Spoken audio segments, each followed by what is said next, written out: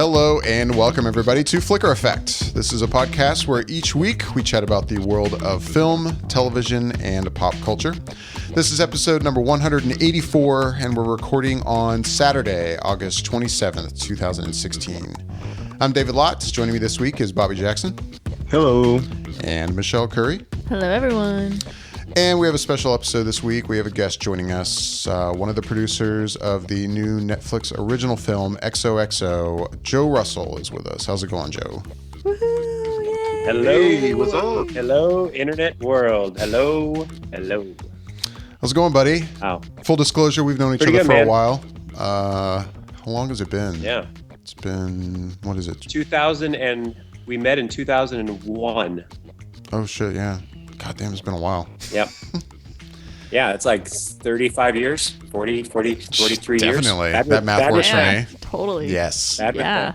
That's some good. But yeah, math. we met. We worked at Disney World together in the Backlot tour. We were both brilliant tour guides, and yeah, that was probably a lot better for me. Like that was like one of the best times of my life because I knew I was only going to be there for 7 months. I know you were there longer, so you probably weren't as stoked about it. But man, I loved every minute of it. I gotta say, since you're bringing up the tour, I feel like though it's funny that we're talking about it here on the air because I feel like you and I were really kind of the polar opposites of examples of a tour guide.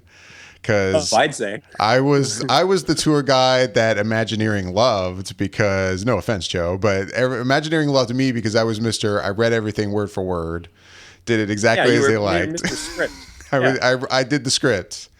And you made it entertaining and did your thing, which was very entertaining, but Imagineering is not always a fan of that. I riffed a little bit.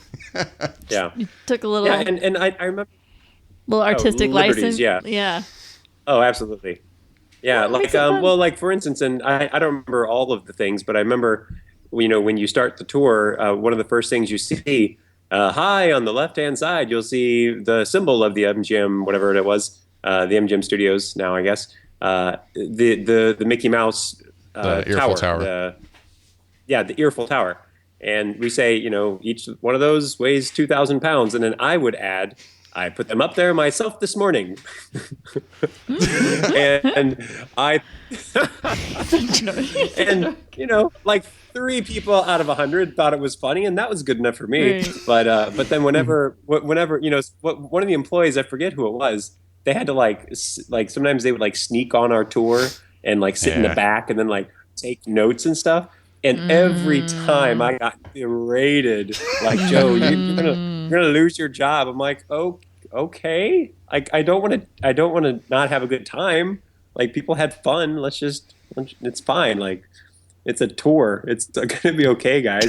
Right. Anyway, It's not life or death. but I love my time there, and and that's where I met David, a great friend, and then I stayed in Florida for a couple extra months after the college program that I was on, and he let me stay at his place, and we had a lot of fun.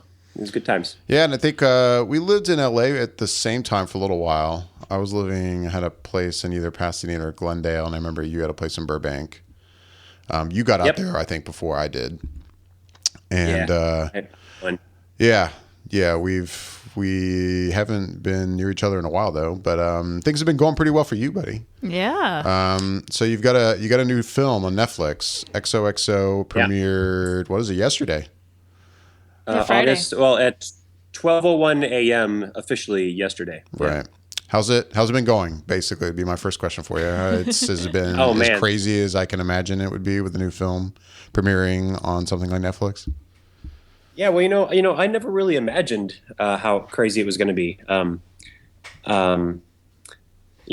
just I knew Netflix was a big platform. I knew it in my head, but I really didn't anticipate it. And then I was just driving down the street 4 days ago, and I was just driving, just minding my own business, paying attention, checking my mirrors, and I looked over to my left, and there was a giant billboard for my movie. Right in a major intersection in Hollywood. And I was like, holy crap, this is I knew because I saw the early design, months ago for the billboard. and I knew it was going to be up, but I didn't get it because I was so busy working on the movie that I didn't have time to fantasize about how big it was going to be. But we have billboards up around LA, around New York. It's been dubbed in 29 different languages, which from what from what people are telling me, the most languages that a movie on Netflix has ever been dubbed. They're doing huge releases in the United States, in Brazil, in China, and it's going to be it's like their big summer movie that they're putting a lot of resources behind. So it's been exciting, and we just had the premiere in LA 2 nights ago, and we had a packed house of 350 people, and we had cool glow sticks and these little mouth guards that have LEDs in them that people put in their mouths, and you look all crazy. Nice. And I got to go out there and give a speech before the movie and just thank everybody for their contributions, and then the director said something, and we sat down and we watched it, and man, it was just so rewarding. I got to sit next to Terry Rossio, who has written all the Pirates of the Caribbean movies, Men in Black, Shrek, Aladdin, The Mask of Zorro, National Treasure. Like, he's the second highest grossing screenwriter of all time. He's sitting next to me in the theater, and after the movie ends, he turns to me and says, you know, he said that he remembers watching American Graffiti, and he remembers feeling at the time, this is the voice of the generation. This has captured the voice of the generation. And he said the only other time that he thought that was after seeing this movie. Nice. And that's just like, Wow. like that's awesome. And, you know, regardless of if he's right, you know, for everybody, it's, you know, he is right. Like, even if it's 30 people, you know, ages 15 to 18, people are going to love this movie. And that's what I kind of forgot about while making it. I kind of forgot that it's not mine. It's not my movie. It's not the director's movie. Like it was for a long time. Like, it was ours, and we were the protectors, and we cared about it more than anyone else, including Netflix, including anyone that was on the payroll, anyone else that worked on it. We cared the most about it because we're the only ones that really never left it throughout all of the stages. And now it's out there. It's like, now I feel like it's not ours anymore. Now it's the world's, and if you love it, if you hate it, you know, it's okay. It's like it's not about us anymore. It's not about the movie we made. It's a movie that's done, and it's out there, and I'm just excited for people to have a chance to watch it, you know. Nice. It's awesome. So I'm curious how this all came to be. I mean, as a producer, how did you get involved with this? Getting it to Netflix? So I had worked with the director, Chris Louie, a number of times before.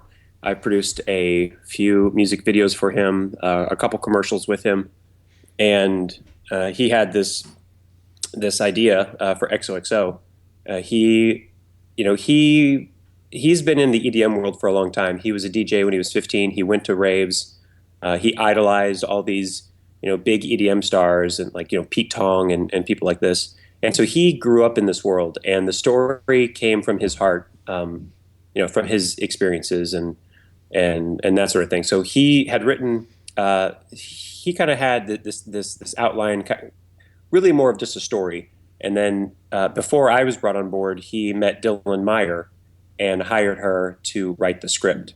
At the first table reading of that script, I was invited, and the script was just so good. And I was like, guys, how is this not a movie? Because they had been trying to get financing for this for about a year and a half, and it wasn't going anywhere. And I think they had a lot of big promises from a lot of big agents, and, you know, like, oh, well, we're going to get this made, and it just wasn't happening. And then I was talking to Chris after the screening, and we had talked about putting together a sizzle reel, you know, like a fake trailer for it, a teaser. So that's what we did. We put our own money into buying some crew and renting camera equipment and all that, and we went to a festival and we filmed it, and we had Sarah Hyland interested in it, so she came out for free. Brett Del Buono, who plays Tarek in the movie, the manager, he came out for free, and Graham Phillips, who plays our our hero Ethan, and he came out for free. And it was like the three actors. It was a crew of I think 6, and we just ran around the festival with all access passes, and we shot cool stuff.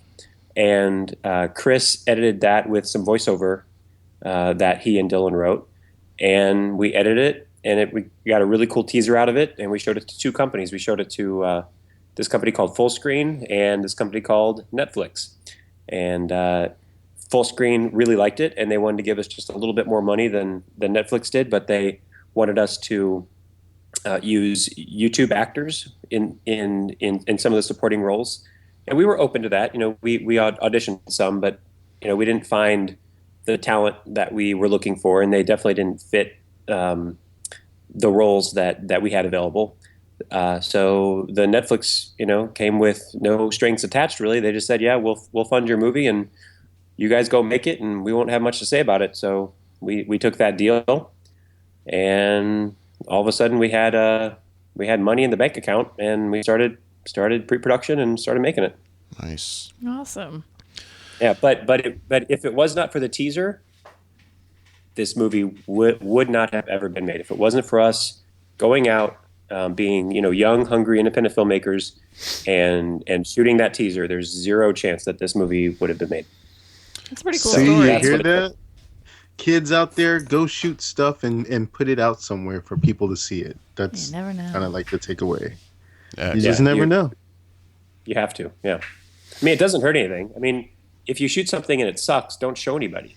But at least, I mean, really, if I mean, I shoot a bunch of stuff and I don't show anybody because it's like me with my DSLR going out and shooting stuff, and I'm like, okay, yeah, that didn't really work. Oh, yeah, that's not as funny as I thought it was going to be. But I'm constantly just making stuff, and whenever I make something that's good, I put it out there. Right. Right. You never know when your passion So. project will become a legitimate project. I certainly, I mean, I always had high expectations for XOXO, and I knew that we were the right team to do it. But again, it's hard. You can't really.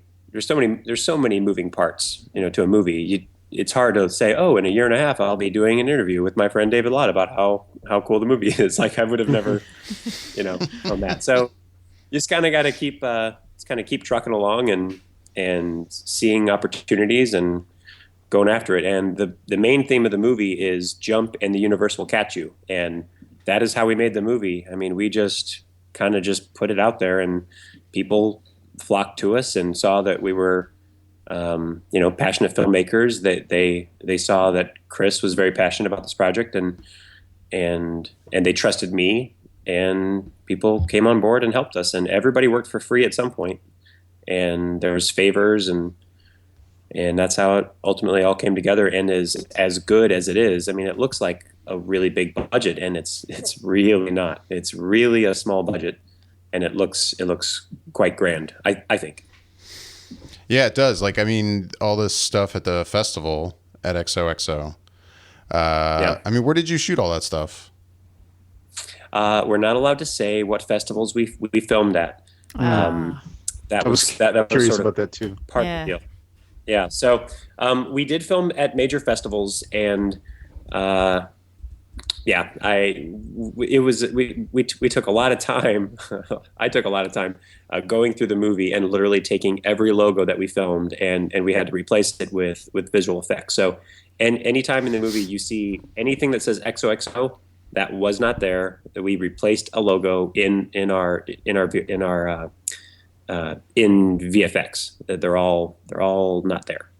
We had not that much money for art and design, so we couldn't create all these signs and put them up and stuff. We just filmed whatever we wanted to, and then later we said, "Hey, Sabor, who is our VFX guy, you have to fix all this now." So good luck. Enjoy.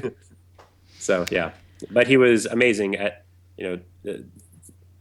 a lot of the signs in there.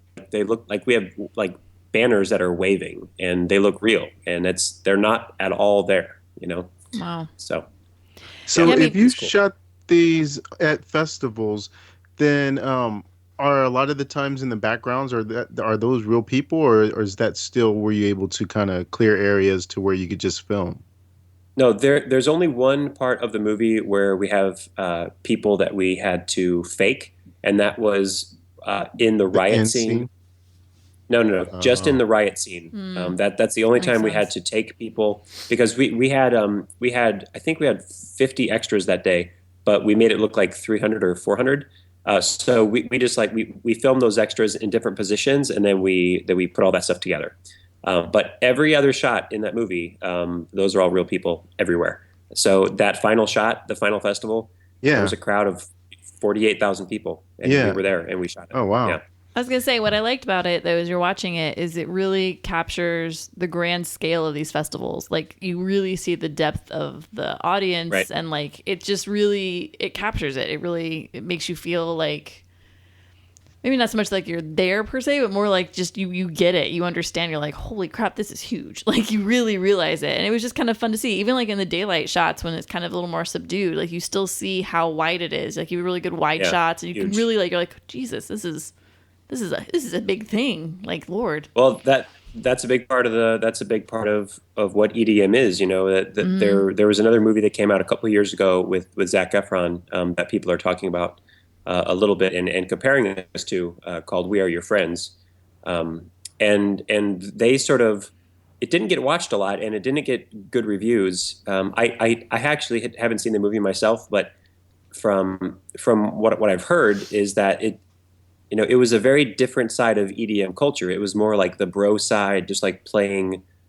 house parties and things like that. And that's not where Chris, the director, came from. Like he came from going to raves, in like basements and underground and being on Molly and that sort of stuff. And so that's what we wanted to show. And without that final festival that we shot, that we got all that good stuff. I mean, and that festival was so close to not happening. I mean, it was a miracle that we got in there, and we almost didn't have it. And without that, we really wouldn't have had a movie. And we were getting pressure from Netflix to finish the movie, and we hadn't shot any of that stuff.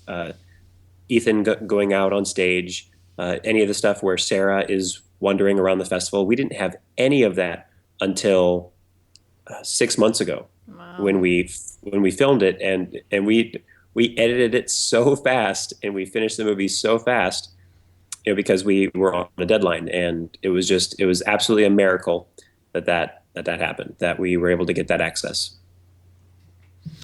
I know one thing watching it, when you talk about EDM, and it just makes me feel so disconnected though. Like, my God. from because I used to, I love EDM. I've listened to a lot of EDM, and I was probably more inclined going to stuff like this, like back in my late high school, college days.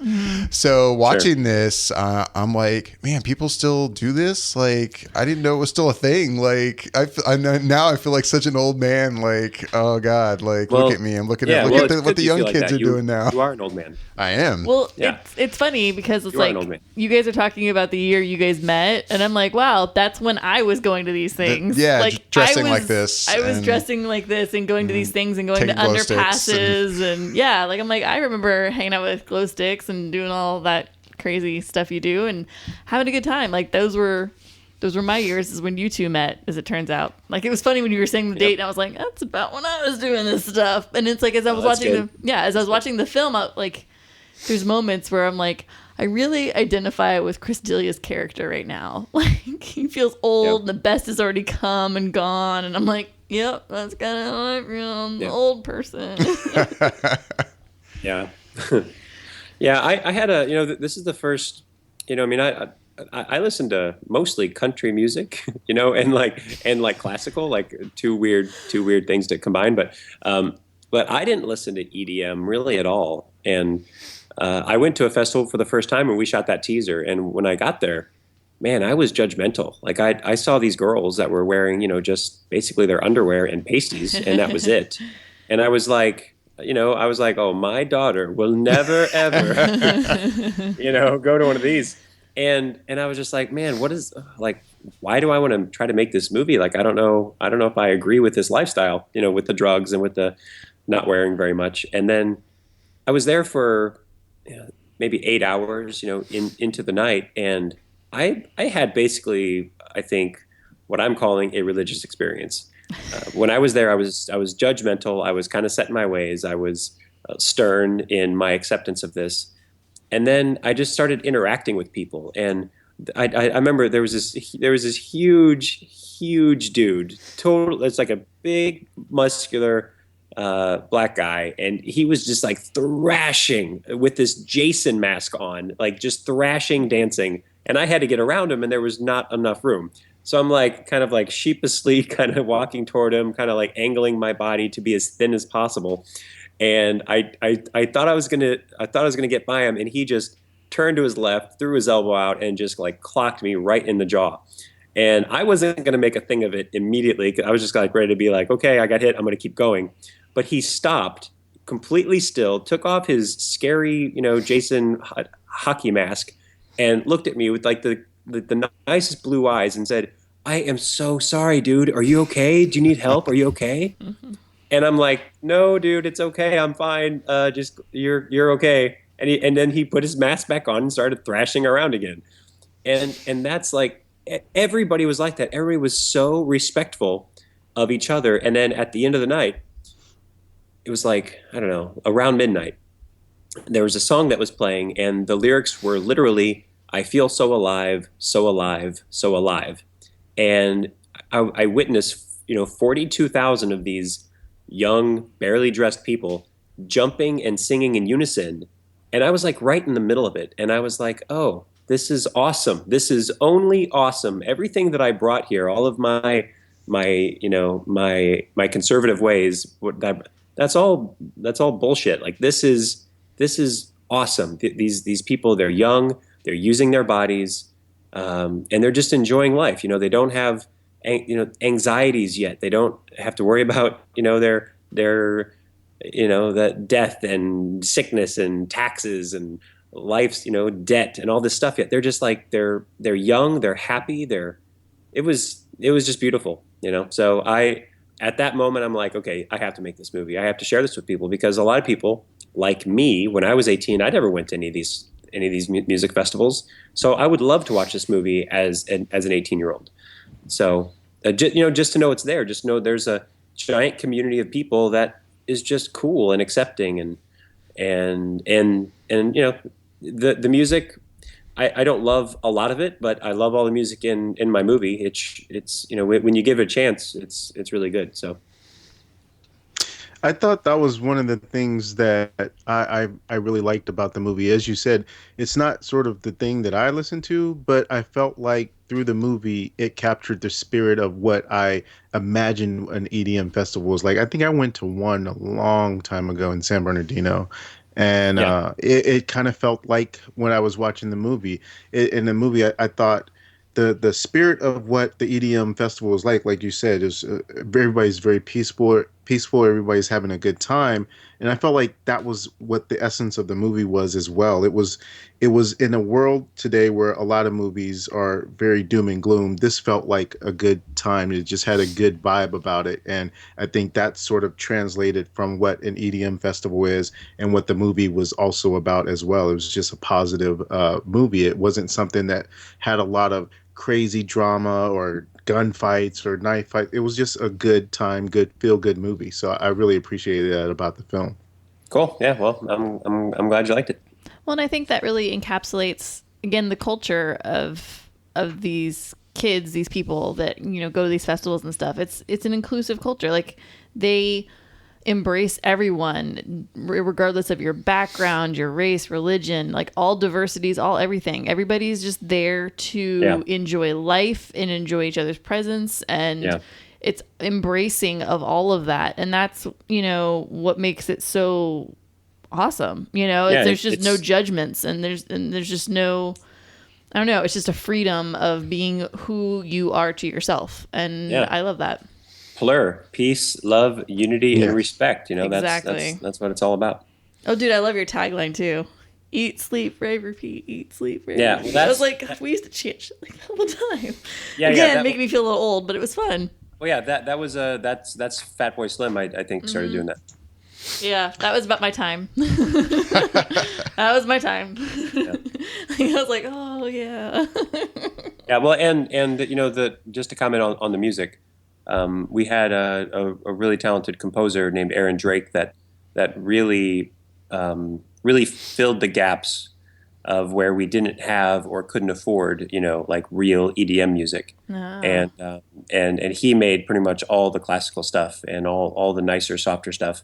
But then the songs that we got, we had a music supervisor. His name was Pete Tong, and he is like the king of the EDM world. And he represents a lot of EDM stars, and he just kind of knows everybody because he's, if you talk to anybody in the EDM world, anywhere in that sort of kind of music, it's like, oh, Pete Tong, he's like the biggest of all of them. And so the fact that he was executive music producer on the movie and a producer on the movie, without him, this movie would absolutely not be what it is. He hooked us up in so many ways and gave us such credibility that people, they gave us good deals. They took us seriously because Pete Tong was attached to it. Nice. So I also got to give some props to the director because Chris Louis, I have obviously hadn't seen anything that he did video wise, music video wise, but this being a film, I think he was able to pull from that experience and make something that felt very vibrant, and it moved along, and it had this use of color and light that I thought went very well with what the movie and the EDM whole system is. Because there was one of my favorite parts in the movie is when the character of Tariq is tripping, and there's like all these colors and this vibrancy to it, and there's this part where he falls down, but he falls into like another scene that is into the VIP area, and it was just like, man, I love the way the visuals were looking as Tariq was going through his whole tripping scene. So did that just kind of come naturally out of the idea of having that sort of a thing take place with the drugs, or did you kind of have to get sort of talk it through where you like, okay, how are we going to handle him tripping in this way, in a visual way that looks kind of different and weird? So Chris has always said that this movie, when he was pitching it and when we were pitching it, he always said it's that XOXO is sort of like Tree of Life meets Project X. And so he was heavily influenced by Tree of Life. And so the visuals there, that's always what he thought of when he knew that we were going to do this drug trip. And we have the scene where Tariq goes and he climbs into the porta potty toilet, and then he starts to fall through this like slow motion, awesome, like cosmic sort of looking backdrop, and all of that was planned. It's not like we thought of that later. Like, it was all very detailed. The colors were very planned, and that was absolutely all Chris. He had a real vision, and there were happy accidents in terms of locations that we shot, and we were able to get better scenes. But as far as like what you see and like the colors and that sort of thing, all that was very planned, and we didn't give up until we achieved exactly what you saw, and Chris knew what he wanted going into it. That's cool. That was just cool. Yeah. Well, Joe, I know you don't have a whole lot of time, but before we have to let you go, I didn't know if there's anything else you wanted to talk about while you're here talking to us. Nope, you're good. Can I ask one more quick question? Yeah. Because I know. I'm curious.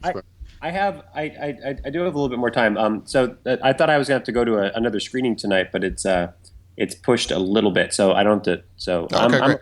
But yeah. Sweet. So okay, so I don't know if you've seen this, but I had been watching The Get Down, another show that's on Netflix. Oh, I haven't seen it yet. I've only been watching XOXO. But go ahead. He's eat, sleep, repeating XOXO. Yeah. Well, with The Get Down, it's sort of another thing that has to do with music. In that case, it's more about the beginning of hip hop and how that kind of started. And in that, you kind of get reminded of the fact that the DJ is important and how the DJ controls the tempo and the mood of the crowd.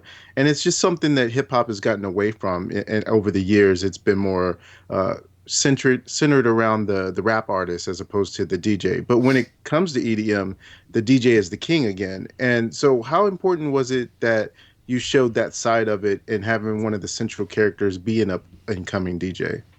Well, I mean, I don't know what I'm sure you could do an EDM movie, uh, and we keep calling it EDM, and I don't even know if that's what they're even calling it anymore. Like, I really don't, and I know it sounds like they probably call it EDM, and all the news articles say EDM, but I don't know if like the 19-year-old or the They 14 probably year have a old. new name for it. Right. I doubt they call it EDM. So us saying this is just we don't know what we're talking about. But this type of music and this movement, um, you know, there aren't a lot of DJs and there are a lot of people that go to these festivals. Like in Vegas at EDC, there's 150,000 people a day that are attendees. 150,000 people a day that are attendees. Like, so the majority of people are just people that go to the festival. So I think you could very easily do a movie just about those people and make those people the leads and see their experience. And I think the cool thing about the ensemble piece that we made was that you got a little bit of that. It wasn't just about the DJ. It wasn't just his through line. Like, we also saw Ray and Shani, who, they're about to break up, and this was their last festival. And there's a lot of people like that are girlfriend boyfriend or boyfriend boyfriend or girlfriend girlfriend that they go to their last festival, and that's a real thing. And then we have um, Crystal's character, Sarah Hyland's character, Crystal, who she's was messaging some dude and was going to meet him in a festival. And how often does that happen? It happens all the time, I'm sure. And it showed, just like normal people and what the festival meant to them and what their hopes were for it. And then you have, the drug guy who like had his like he's like I'm gonna vision quest this. I'm gonna capture every moment, because there are people that absolutely only go for that too. So the fact that this was an ensemble piece, I think it's important because it's going to reach that broader audience. There are also people that are up and coming DJs that are really inspired by Ethan's story, and we know that now because we see them posting on our YouTube page and on the video for All I Ever Wanted. People are posting like, I'm a young DJ and this really inspired me and all that. So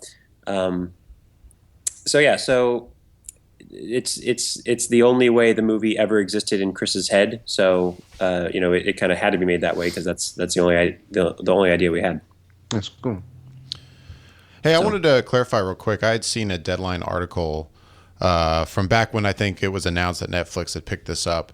That made it seem like not only is this going to be on Netflix, but it would also have, I think, a small theatrical run. Is that the case now? Are there any theaters showing screenings of this? There's one theater in LA for 1 week, the Lumley Music Hall, and that's where I'm going tonight to watch it. It's going to be playing there for 1 week, but that's really more of a contractual thing. Gotcha. With SAG, I think, Screen Actors Guild. They are selling tickets and people are going, but Netflix primarily wants people to watch it on Netflix since that's their entire business. Right. Makes sense. Obviously. But no, you are right. When we first got picked up, we meaning XOXO LLC, we controlled all the theatrical distribution, and basically Netflix was paying for the online distribution rights only. And then as we were going along, we needed more money to make the movie better. And so we struck a new deal with them that basically said that they would give us the additional money that we needed to film the last festival and things like that, to hire another editor and just to have some more just support and to raise our music budget considerably. But we had to negotiate those rights away. So they basically own the movie 100% now. Oh. All right. And so, yeah, Christopher Louis, you had mentioned he had done music video work, and it looks like this is indeed his theatrical debut. Yeah, it's his first feature. Yeah. What was it like working with him, being kind of a real first-time feature director? And, I mean, what was it like for him, as best as you can tell us, since we're obviously not talking to him? Right. Well, so this is... I kind of treat this as this is my debut as well as a producer for a feature. I produced one other feature film. It was a lower budget show that eventually went to Sci-Fi, and I produced the first 30 minutes of it, and then we showed that to this company called Vaguru, and they picked it up and they gave us the funding to shoot another hour to make it a full feature. But there was some shady stuff happening on that movie, and ultimately my producer credit got taken away completely, and it really sucked. There were some really unkind people doing that, but. So although I did produce that, I definitely produced the first 30 minutes, and then the rest of it I produced elements of. So this is really my first real budget, and it was Chris's first feature as well. So I kind of think that I treat it like it's our first feature film, and we definitely we had our ups and downs. We were always really solid friends before, and we had some real shaky times, throughout the movie. And I don't really know. I haven't really had a chance to really mull it all over. But I know that there were times when he was asking for something that I didn't think was possible, and my advice as a producer was we should abandon that idea and move forward with a plan that I know we could do. And I think he then started seeing me as someone that wasn't trying to get the best thing for the movie. And I think that's what I had to keep reminding him of. And that's what made it hard when we had our hard moments, is that, no, Chris, I still love the movie. I still want it to be good. I just don't think that this is possible. So I think we're going to waste time if we try. So, and in those situations, some of the time I was right and some of the time I was wrong, and vice versa. Some of the things that he was fighting for, some of the times he was right, and some of the times he was wrong. So it was just kind of us figuring that out. And then ultimately now that the movie came out, clearly we did our jobs well. Now we're just like, we're best friends again, and it's total celebration. So, but I think, I don't know. I think for me, it was, I'd say maybe the most challenging thing was I didn't get to hire every single person. There were some people, because there were a couple of the producers that were attached to the film. One other one that had made some decisions early on, and I didn't agree with those decisions, but I couldn't do a lot about it. And if I could go back, I would sort of, maybe unhire those people, but it was, I don't know, man. It's without having those people, the movie would be different, and the movie is good now. So right. I don't know. You just got to learn lessons and find acceptance to decisions, both good or bad that you did. And I think positive people in general, even if you have been through a bad situation, you say, okay, well, what did I learn from that? And, oh man, I sure am glad I went through that bad situation. So I kind of feel that way about the movie. Like, there's really nothing I should change, because we're on the other end of it. And now the movie's good, and Netflix loves it, and people seem to be liking it. And, so I think we did our job well. Nice. And yeah, I feel like it's a really good film to kind of round up the summer, the feeling of the summer. It's like, it's fun and lighthearted, and yet it's also kind of uplifting, and I don't know. Good. Yeah, I liked it. It was a good film. Thanks. Yeah, Michelle and I were even just talking about this yesterday. I think it's kind of inspired me. I'm like, okay, fine. EDC does come through Orlando in November. I'm like, you know what? I really should go. I know I'm going to be like the old man at the club, but I don't give a fuck. Well, just don't be the creepy old guy at the club. I'm not going to be the creepy old guy. Exactly. Right. You just but can't I'm be the saying, creepy old guy. Like I was the old guy at the club. I mean, I'm not as old as you, David, but I'm almost as old as you, right? Are you 38? I am.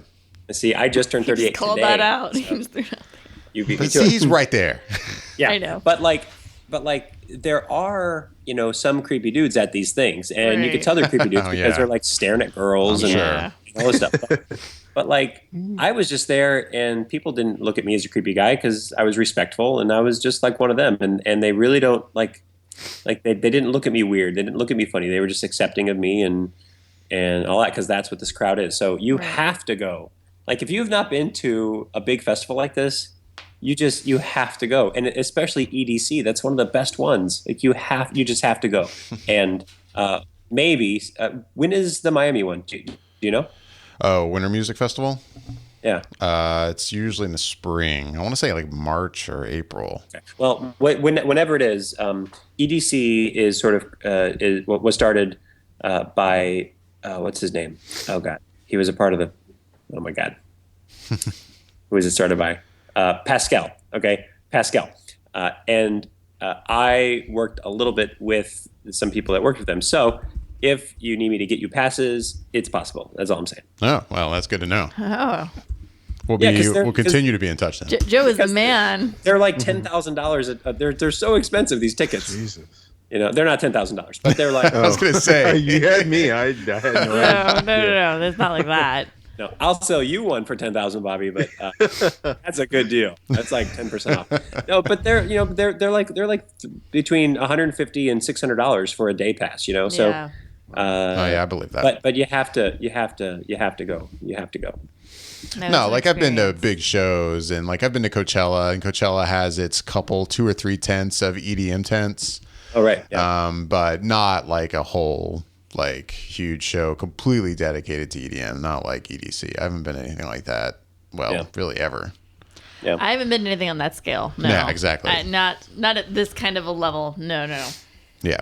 But so yeah. Yeah. Well, it's fun. I'm glad that I'm into it now a little bit. And now we just did a music video for Galantis. Galantis had 3 tracks on our album. Did you guys know we have an album that got dropped the same day as the movie did? I don't think I realized that. Wow. Yeah, so you can go buy our album on iTunes. That's awesome. And it's really good. And our the theme song to the movie was written by this guy named Michael Brune, and he was just an awesome contributor to the movie. He flew out here, on his own dime, and mixed the movie mixed the song, and then flew back to Miami and worked on it there. And the director's sister actually is the lead vocal on the song now too, the All I Ever Wanted song.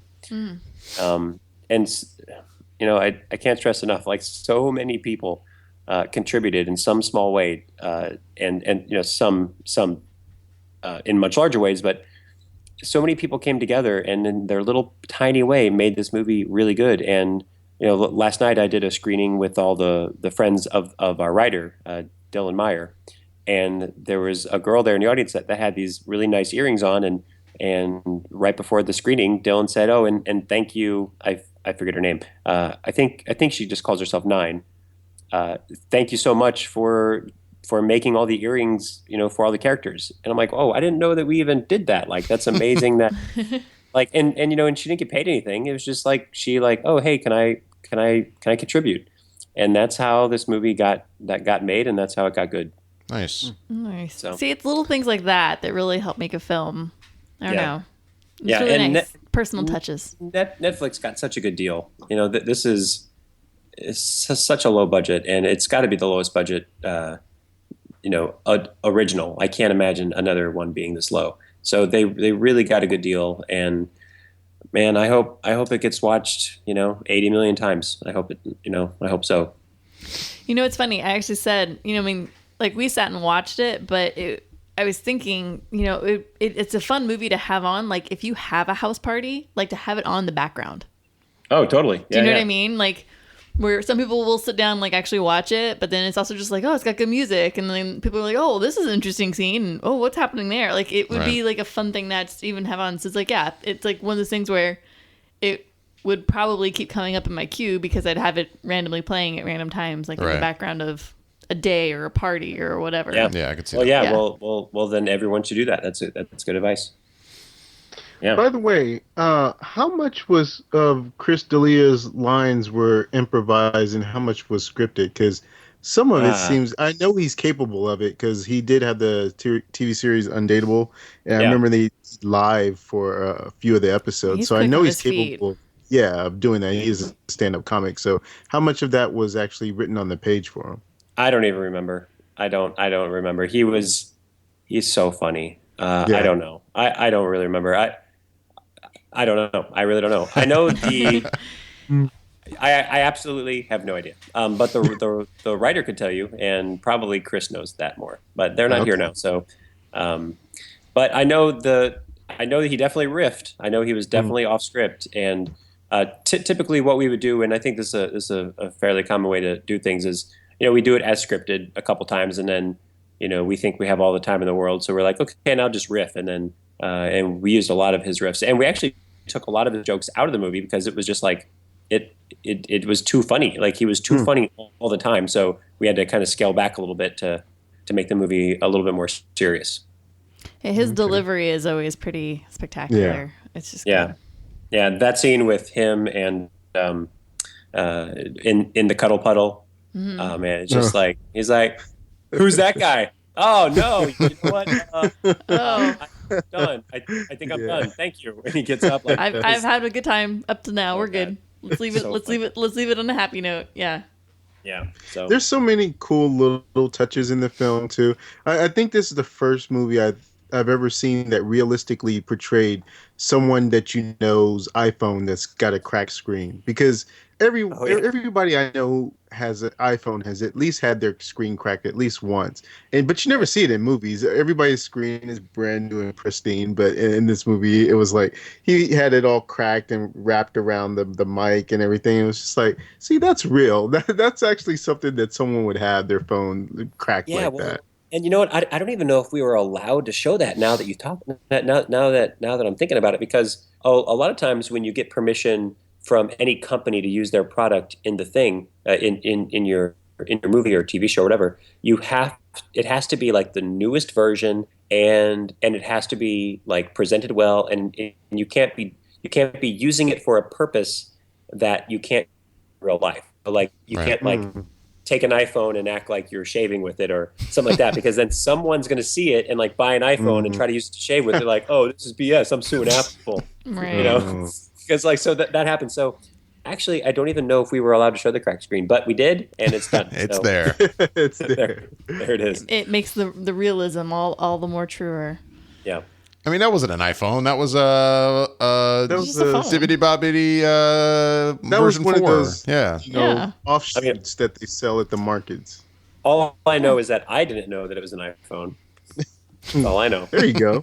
That's exactly go. right. Yeah. And now it's committed to podcasts, and we have that as a verifiable fact that you did not know. So Exactly. Absolutely did not know anything about it.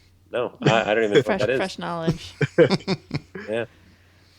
Yeah. No. So what's next? Yeah. Actually, What's next for me? Yeah. Well, I just helped produce this Galantis music video that'll come out in a couple weeks. Actually, it might not be a Galantis music video. It might be another kind of music video. I don't know what I produced. I produced a music video that is going to be released with some song. He showed up to a place. He said a few things. He kind of correlated a little here and there, but yeah, it'll happen. It's all good. Yeah, well, no, I just said a little quick because we might be changing. Like we went in shooting one thing, but I think we're actually going to use it for something else. But I have a couple other features that one is pretty much funded that I'm going to start in North Carolina in about a year and a half, and then there's something I need to fill the gap, and there's a project that I have potentially with Terry Rossio and Jocelyn Stammet. It's a really cool script. It would be maybe a little bit higher budget than Netflix, maybe 2 to 3 times the budget, and hopefully that can come into fruition. But outside of that, I'm being asked to produce music videos and commercials and stuff like that. So I kind of take that work as I want now a little bit, and I just need some time off, man. I mean, I've been working on XOXO for so long. I just need like a month to kind of figure out what I'm going to put myself into next. I really like working on movies. I really love movies. That's why I came out here. I originally came out to LA to be an actor, and I still am an actor, and I'm still passionate about that. But the acting thing, I got some stuff, and I booked a lot of commercials, and I've made my living. But I have a love for producing, and I think I have a talent for it. So I'm certainly motivated to put more energy into that than anything else right now.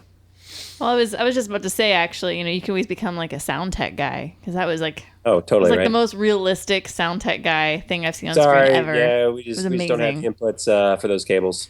Yeah, Yep. no, it was awesome. Yeah. It was one of the highlights for me. Yeah, thank you.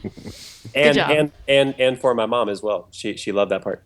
Oh yeah, That's cool. Did she know it was coming? Was that a Oh, surprise? she to her? didn't know. She called me today and she's like, I was watching that movie and there you were. Oh my god, I didn't know you were. Nice. Yep. Funny. All right, man. Well, it was really good having you on. And obviously, good luck with the movie. And, it's only been a day, but I'm sure you're going to get tons of streams. And Yeah, hope so. yeah, man. Yeah, it seems like it's a really exciting time for you. So I'm sure you're busy and probably want to get back to it. And it sounds like you're going to go see the movie again tonight. So Yeah, I'm gonna go see it tonight at the Lemley Music Hall in Beverly Hills, a little 120 seat theater that it's Well, playing that's at for fun. 5 That's days. cool. So it'll be nice and quaint. And today's my birthday, so That's right. a lot of the cast and some of the crew are gonna meet me there, and they'll probably like sing happy birthday and all that stuff. So it's gonna be fun. So awesome. Yay. Well, happy birthday. It's going to be a long night for you, I'm sure. Yeah. yeah, we'll see. I had a long night the other night. I'm kind of done with long nights. Oh, and get this. So after the big fancy premiere and all this great stuff, and I'm driving to the after party that's like on Vine and like Hollywood, like the super fancy place. I pull into the parking lot and the guy's like $15, and I'm like $15, no problem. And so I reach in my wallet and I have no money, and then I look in my like the glove box. I find $5, and then I find a bunch of quarters kind of scattered about. Counting it all up, and I'm like, I have $8.47, and the guy just looks at me so plainly and says, "That's not $15." Yeah, I know. He goes, "Then you can't park here." I'm like, got it. So I had to pull out and pull around, and I had to pass the party. Everybody standing in line, like saying, "Joe, where are you going?" They just totally saw me, got like the drive of shame, like I couldn't park there. And then I went into this fancy party, right? Fancy Hollywood party. Walk up to the bar, ask for a root beer, and they say they don't have any. What? What kind of place is this? What kind of place doesn't have root beer? They said they only have Coke and Sprite and, get this, alcohol. Oh, right? what? What Yeah, what's a that great- stuff? No. What I a know, crazy I know, place. I know. Who's drinking that? I mean, God. come I don't know. on. Yeah, so- Jeez. And then the bartender said, "Really? You want a root beer?" I was like, yes, Man. really. I want a root Yes, beer. that actually sounds really good right now. The reality checks that you had that last evening. My God. I was Sounds just like you. at a party. It sounds like you were living your own Ethan moment, and you're Yeah. trying to get into your own event, and Yeah. like, dude, I'm supposed to be here, but no, if you don't have what you need to get in, you're not getting in. Yeah. So, well, thanks for taking some time with me, guys and lady. It was nice hanging with you guys at Comic-Con this year, and it's cool reconnecting and talking about old times, David, and that. So Yeah, it had been way too long. It was really good to see you, man. And I'll we'll be out there again next year. Okay, So that if I sounds good. don't get out to California again before then, I will at least be back in July. So that's the plan. Okay. Cool. We'll catch up again. And you're always more than welcome to join us on here anytime you want. Just let us know. We're here Okay. usually every Sunday. I know it's Saturday Okay. night tonight, but Yeah, cool. cool. Well, yeah, with that, we're going to go ahead and get out of here. As always, we'd love to know what everyone listening thought about everything we talked about. You can let us know by emailing us at feedback@flickereffect.com. You can also find us on Facebook, Google+, Twitter, all the other social media things. You can find links to those accounts on our website. Just look over on the right-hand side. I'm David Lott. I'm Bobby Jackson. I'm Michelle Curry. And again, thank you for joining us, Mr. Joe Russell. It's been a pleasure. Yep. And Man of many words. yes. And Yep. thanks for listening. Okay. See ya.